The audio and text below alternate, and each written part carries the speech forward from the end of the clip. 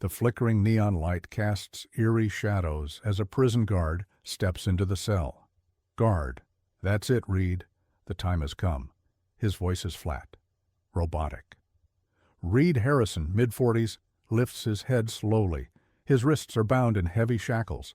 Deep lines etch his face, a map of 5 long years on death row. But there is no fear in his eyes, only calm determination. Reed, I have one last request. Quietly, I want to see my dog, Storm. The guard hesitates. A dog? Most inmates ask for a meal or a visit from family. Guard, I'll ask. He exits, leaving Reed alone with his thoughts. Into country house, night 15 miles away. A phone rings. Tess Vale, late 20s, red-haired, and worn thin, answers. Tess, yes? Coleman, V.O. Miss Vale?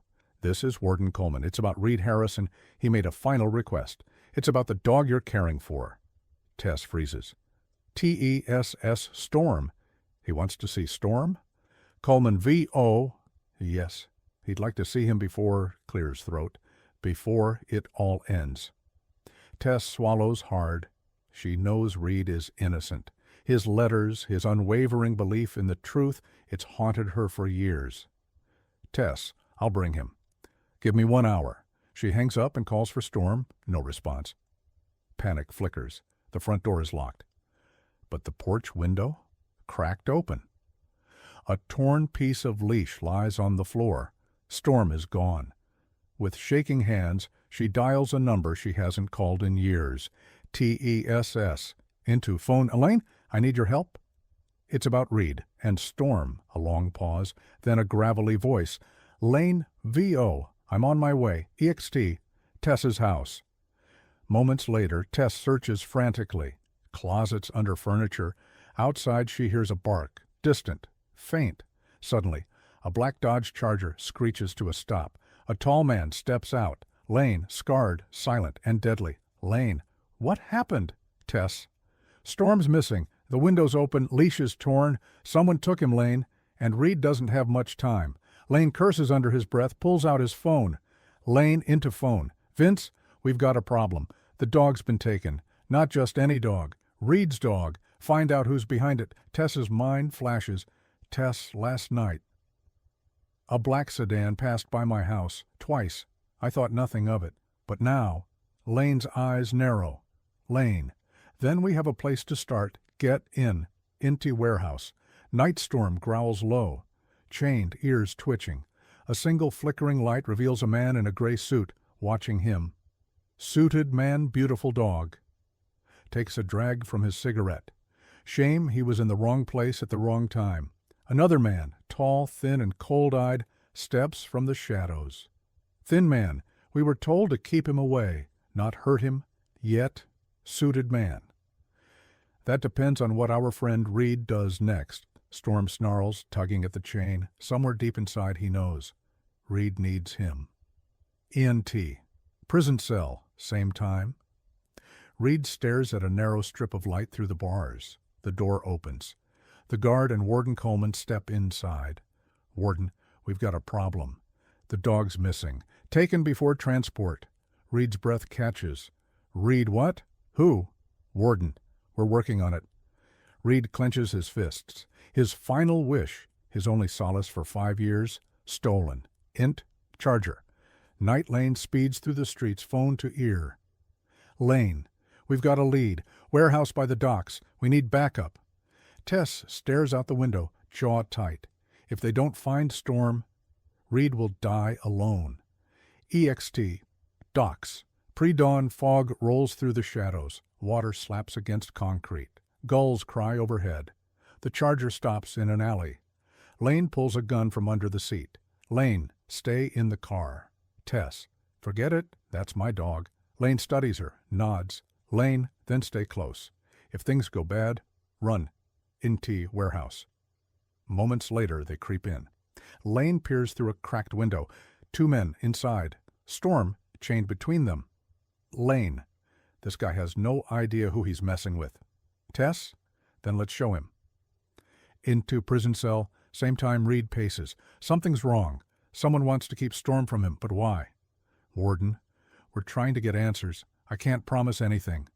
Reed, hoarse. Please, I don't have much time. Int, warehouse. Continuous lane signals Tess. He tosses a rock. Clang! A suited man. What was that? Thin man. No idea. Check it out. The hooded man steps out, only to be slammed into the wall by Lane. Out cold. Storm barks. Suited man. One step closer, and the dog dies. Tess freezes. Lane doesn't.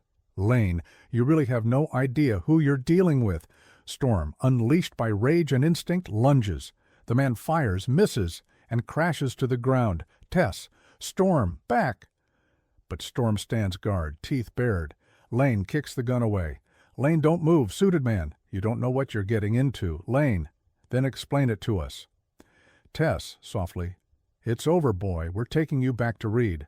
Suddenly, tires screech, voices yell. Lane, back up. We've got to move. Now. TESS, back door. There. Lane grabs the man by the collar. Lane, you're coming with us. Maybe Reed has a few questions. Storm growls once more, then falls in beside Tess. They run. Lane leads. Gunfire erupts behind them. In Ent. Prison van. Shortly after Reed sits handcuffed beside the warden. Warden. A federal agent found your dog? Orders came from the top. Word to give full cooperation. Reed. Is he safe? Warden. We're going to him now. Reed leans back. Is this hope? Or another trap? He doesn't know. But if Storm's alive, then maybe, just maybe, there's still time. Yext. Abandoned lot. Night. Reed feels the van come to a sudden stop. Through the barred windows he realizes they aren't at the prison. Reed. Where are we? Coleman beside him chuckles. Coleman had to improvise. Circumstances changed. Reed's stomach twists. A trap? The doors swing open. Two guards help him out. A deep, familiar bark echoes. Reed's heart skips. Suddenly, a blur. A strong, furry body slams into him. Warm breath. Desperate licks. Reed drops to his knees, overwhelmed. A wet nose presses against his cheek. A wagging tail, trembling hands. 5 years. 5 years without him. Storm is here. Out of the corner of his eye, Reed sees the warden step aside, quietly observing. Coleman waves Lane over. Papers are exchanged. Lane signs without looking. Coleman, he's your responsibility now. You've got 48 hours before the case is reopened. The van drives off.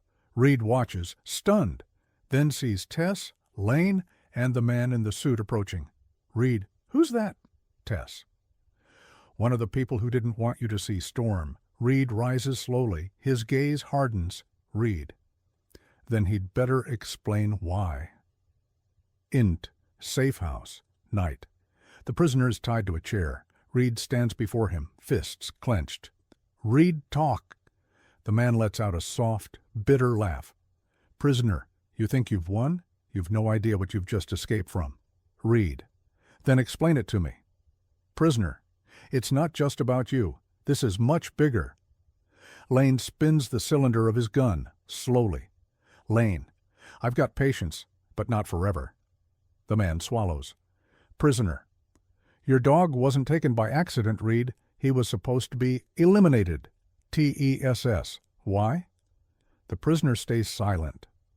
Storm steps forward, growling. A deep, chilling sound. The man flinches. Fear overtakes him. Prisoner, because that dog knows something, or rather, he's carrying something no one was supposed to see. Reed's stomach tightens. Reed, Storm. He kneels. Storm tilts his head. Reed runs his fingers through the thick fur until he finds it, a small, solid object. Trembling, he pulls out a tiny flash drive hidden under the collar buckle. Reed's eyes shoot to the man. Reed, what's on it? Prisoner. The truth? Reed stares at the drive, stunned. Tess, we need to find out what's on it. Lane, I know a place where we can do that safely. He raises his gun toward the prisoner. Lane, but first, he tells us more. Prisoner, you see through me. I'm just the middleman. You're dealing with something way bigger. Reed, tell me what's on that drive, or you'll regret it. The prisoner eyes Storm's teeth and mutters, "Prisoner bank transfers, secret deals, names, the people who wanted you dead. You weren't just innocent, Reed. You were an obstacle. If you lived, they lost millions." Reed clenches his jaw. Rage flickers behind his eyes. "Reed, who's behind this?" The prisoner stays quiet. Lane cocks the gun. Lane: "That was your last chance?" Silence. Then, crack! A shot rings out, not from Lane, a flash of light from outside the window. The man in the suit jerks, eyes wide, then slumps forward. Dead. Lane: "Damn it." He shoves Tess and Reed to the floor. Another bullet hits the wall. Tess: "They're trying to silence him." Lane grabs the flash drive from Reed and bolts for the back door. Storm follows. Alert! EXT alley. Continuous tires. Screech. A black SUV pulls up. Tess: "It's the same people as before."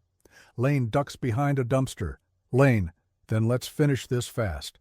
Gunfire erupts. Reed and Tess sprint to the Charger. Storm leaps into the back seat. Tess: "Once we're out, we're making this public." Reed: "Hold on tight." He slams the gas pedal. NT newsroom the next day, a live broadcast plays. News anchor, VO. In a shocking turn of events, evidence from an anonymously delivered flash drive has uncovered a conspiracy that nearly cost an innocent man his life. High-ranking politicians and business leaders are now under investigation. Reed Harrison, scheduled for execution just yesterday, has been fully exonerated. INT.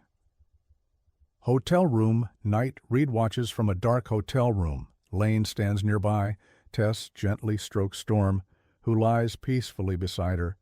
Tess: "We did it." Reed exhales deeply. After 5 years of pain, justice has a name. He looks at Storm. "Reed, you saved me, boy." Storm wags his tail, but Reed's gaze sharpens. "Reed, the people behind this, they're still out there." Lane grins. "Lane, then we take care of them." Reed stands, Storm at his side. Determined, he walks toward the door, fire in his eyes. They're not finished, not until the last lie falls. Fade out.